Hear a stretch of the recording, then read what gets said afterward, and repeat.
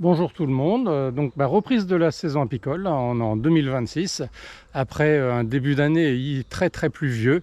Là c'est le constat sur les ruches, entre le frelon asiatique, l'humidité qu'il y a eu pendant tout l'hiver. Là j'ai énormément de pertes, j'ai 2-3 ruches encore en vie pour pouvoir peut-être assurer la production, puisque là pour l'instant on est au tout début.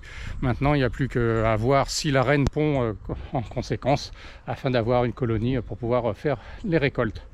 Voilà, donc malheureusement le constat est plutôt catastrophique, mais on continue.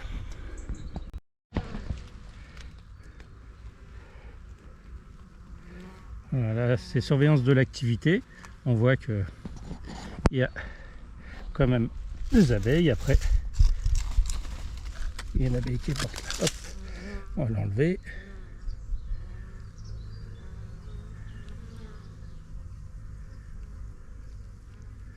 Voilà, bon, pour l'instant, on voit qu'il n'y a pas vraiment beaucoup d'activité au sein de la ruche.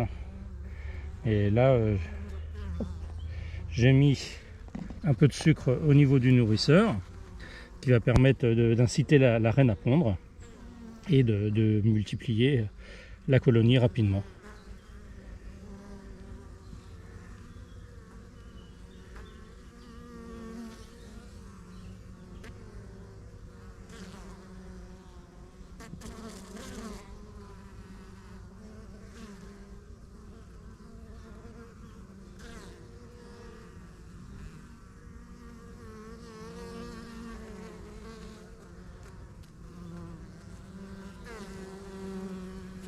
Voilà, il y a du pollen qui vient juste de rentrer, donc c'est quand même bon signe, puisqu'on dit toujours que quand le pollen rentre, ça incite la reine à pondre.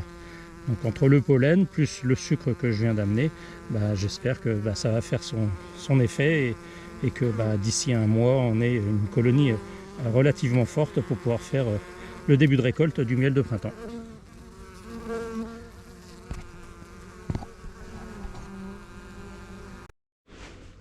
Voilà, donc on voit que l'activité n'est pas encore transcendante. Là, l'objectif, c'est au moins d'assurer la reprise de la ponte pour la reine, donc en lui amenant du sucre. Certaines abeilles déjà ramènent du pollen, donc c'est très bon signe. Maintenant, il n'y a plus qu'à patienter un petit peu. Dans un petit mois, ça fait à peu près 15 à 16 jours pour pouvoir avoir une abeille.